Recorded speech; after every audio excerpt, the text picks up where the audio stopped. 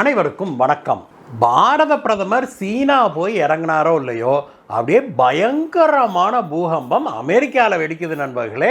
அமெரிக்க அதிபர் ட்ரம்ப் அதை கண்டு ஆடி போய் பல்ட்டி மேல பல்ட்டி அடிச்சுக்கிட்டு இருக்கிறாரு அப்படிங்கிறத பார்க்குறோம்.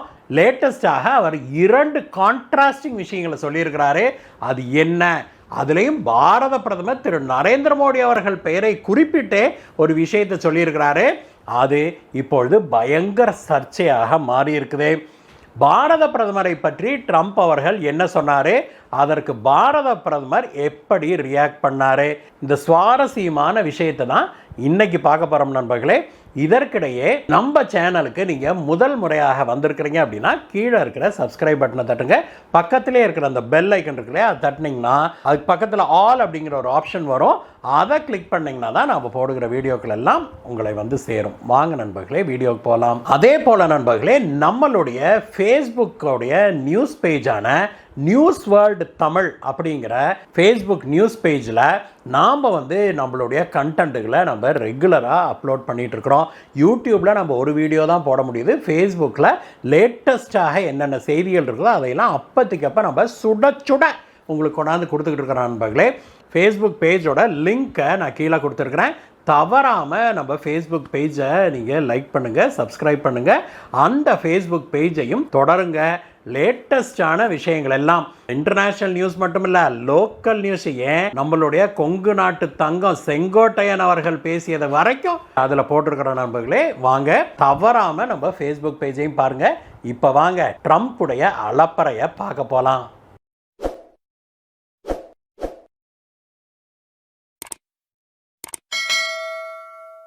நேற்று காலையில் ட்ரம்ப் வந்து தன்னுடைய சோஷியல் மீடியா பேஜ் இருக்கு இல்லையா, ட்ரூத் அப்படின்னு ஒன்று வச்சுருக்காரு இல்லையா, ட்விட்டர் மாதிரி, அதில் ஒரு செய்தி ஒன்று வெளியிட்டார் நண்பர்களே. அதில் அவர் என்ன சொல்லியிருந்தார்னா, இந்தியாவையும் ரஷ்யாவையும் நாம் சீனாவிடம், அதுவும் எப்படி சொல்லியிருக்கிறாருன்னா டீப்பஸ்ட் டார்க்கஸ்ட் சைனா அப்படின்னு சொல்லியிருக்கிறாரு.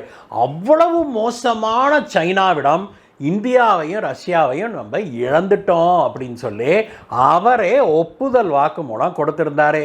ரைட்டு, மனுஷனுக்கு இப்போ தான் மண்டையில் ஏறி இருக்குது அப்படின்னு நாம் நினைக்க ஆரம்பித்த அதே சமயத்தில் அமெரிக்க ஊடகங்களும் சரி, அமெரிக்க தலைவர்கள், அமெரிக்க மக்கள் எல்லாம் பயங்கரமான எதிர்ப்பு ட்ரம்ப் இந்தியாவை இப்படி ட்ரீட் பண்ணதுக்காக.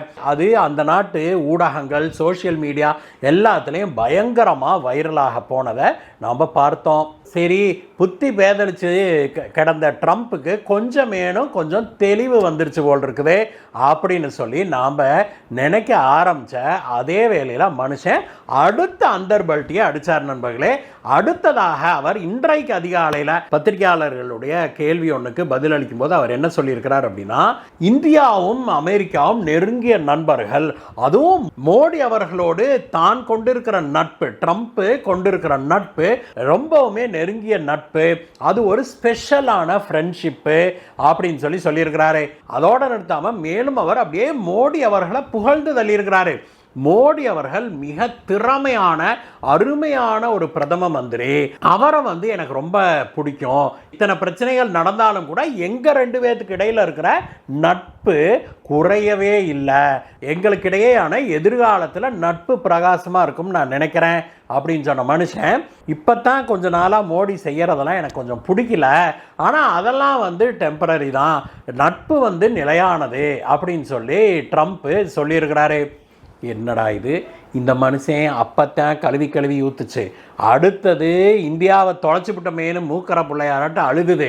இன்னைக்கு என்னடா, நான் எந்திரிச்சு உட்காந்துக்கிட்டு எப்படியாவது மோடி அவர்களை வலை வீசி பிடிச்சிடணும்னு இப்படி ஒரு வலையை வீசுதே, அப்படிதானே நினச்சி மண்டையை பிச்சுக்கிறீங்க. உண்மைதான் நண்பர்களே, நீங்கள் மட்டும் இல்லை, உலகத்தில் இருக்கிற எல்லாருமே இப்படித்தான் ட்ரம்ப் பேசுகிறத வச்சு மண்டை பிச்சுக்கிட்டு கிடக்கிறாங்கன்னே சொல்லணும்.